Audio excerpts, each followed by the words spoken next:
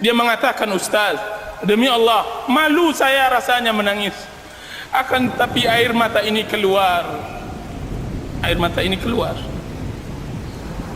Kaum muslimin yang dirahmati oleh Allah Azza wa Jal, kita di zaman yang membutuhkan hati yang seperti ini. Rasulullah SAW bersabda, yadkhulu aqwamunul jannah afidatuhum misla afidatut tayr.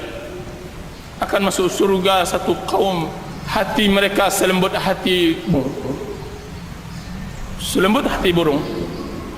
Alam ya'ni lil ladzina amanu an takhsha'a qulubuhum li dzikrillah. Kapan lagi bagi seorang mukmin khusyuk hatinya untuk mengingat Allah Azza wa Jalla? Disebutkan oleh Abdullah bin Umar radhiyallahu anhu, sesungguhnya ayat ini ditunggu oleh Allah Azza wa Jalla kepada sahabat Rasulullah 13 tahun setelah mereka masuk Islam. Saya melihat di kalangan ikhwan sangat kikir dengan air mata, ya ikhwan, sangat kikir, kecuali di awal-awal dia mendapatkan hidayah. Mana air mata ciri khas seorang yang saleh, orang yang tunduk hatinya kepada Allah Azza wa Jalla. Mana air mata di salat tahajud, mana air mata di dalam doa dan tadarru' kepada Allah Azza wa Jalla. Apakah kita belajar din untuk memperkeras hati kita, untuk menendang, untuk menyakiti kaum muslimin? Tidak. Kita mempelajari din untuk bisa bersimpuh di hadapan Allah Azza wa Jalla, untuk menciptakan hakikat ubudiyah kepada Allah Azza wa Jalla. Allah Azza wa Jalla, untuk menyempurnakan bahwa diri kita adalah hamba Allah. Hamba Allah. Maka buku ini saya karang. Dan buku ini saya karang kepada orang-orang yang saya ceritakan tersebut. Tiba-tiba saya tidak melihat dia lagi ke sebuah pengajian. Wajahnya yang bersinar telah berubah menjadi wajah yang hitam karena maksiat kepada Allah Azza wa Jalla. Orang yang telah kembali kepada maksiat dan jalan syaitan setelah dia mendengar Nidaur Rahman, panggilan Allah Azza wa Jalla. Saya takut kepadanya firman Allah Azza wa Jalla yang mengatakan, falamma zaghu azaghallahu qulubahum. Ketika mereka melenceng, maka Allah Subhanahu wa taala lencengkan hati mereka. Ketika mereka telah mendapatkan hidayah dan mereka tidak mau mengolahnya, mereka tidak mau mencobanya, mereka duduk kan tapi tidak pernah menyemak, mereka hadir akan tapi tidak pernah menghadirkan hati. Kemudian Allah Subhanahu wa taala hanya pertemukan dia nanti di neraka, di adab akhirat. Salah seorang murid Dunnun yang saya katakan tadi di jalan-jalan dia mengatakan, ahin aina qalbi. Sebagian kaum muslimin zaman sekarang beramal dengan suatu amalan, dia berbangga dengan amalnya. Subhanallah, tidak mengerti akan kedudukan. Berbuat sedikit tentang Islam, dia sudah pongah menengadahkan kepalanya dan menghina orang lain. Tapi hati yang hanif tidak. Dia menyibukkan dirinya, dia menyibukkan dengan dosanya. Dia mengatakan, aina qalbi, aina qalbi, mau wajada qalbi, mana hatiku, siapa yang mendapatkan hatiku, berikan kepadaku, berikan. Abu Hurairah radhiyallahu anhu, setiap kali beliau mengajarkan anak-anak kecil, disiumnya anak tersebut. Kemudian dia mengatakan, paman kalian ini banyak dosa, maka istighfarkanlah, ampunkanlah kepada Allah, kalian masih suci. Abu Hurairah mencari hatinya di depan anak-anak tersebut, meminta ampun kepada Allah, sampai nyaris timbul keputusasaan oleh orang yang berjalan di tepi jalan mencari hatinya. Putus asa. Sampailah dia memasuki sebuah gang, kemudian dia duduk di sebuah tempat duduk di tepi jalan, kemudian dia tafakkur. Dia letakkan kedua tangannya, air matanya mengalir. Akankah Allah memberi taubat kepadanya setelah maksiat sejauh ini? Akankah Allah Subhanahu wa taala memberikan pengampunan kepadanya? Dan dia adalah hamba Allah, sepanjang masanya melawan Allah dengan maksiat dan pembangkangannya kepada Allah, nyaris dia berputus asa. Tiba-tiba terdengar kegaduhan di dalam rumah, bertengkar.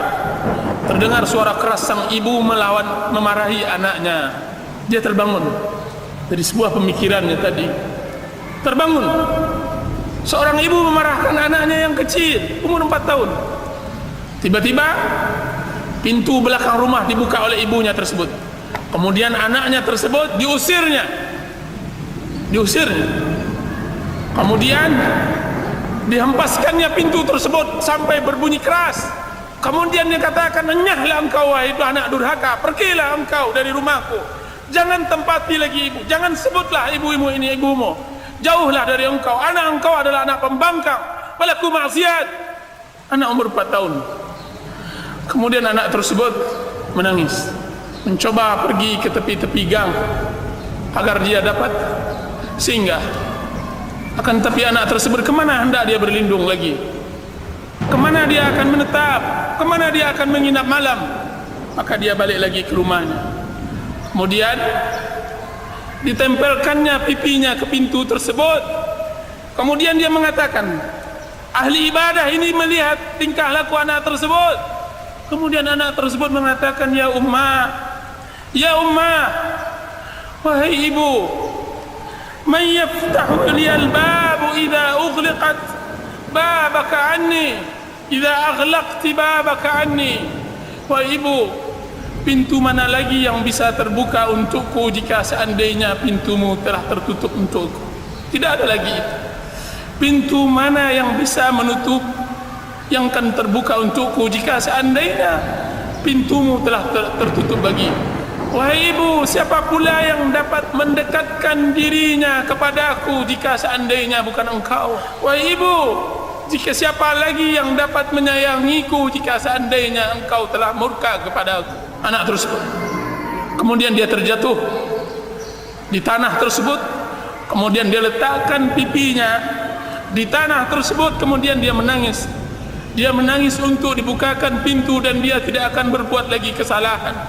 Dia tidak akan kembali lagi kepada perbuatannya yang lama. Sang ibu mendengar ucapan sang anak, siapa ibu?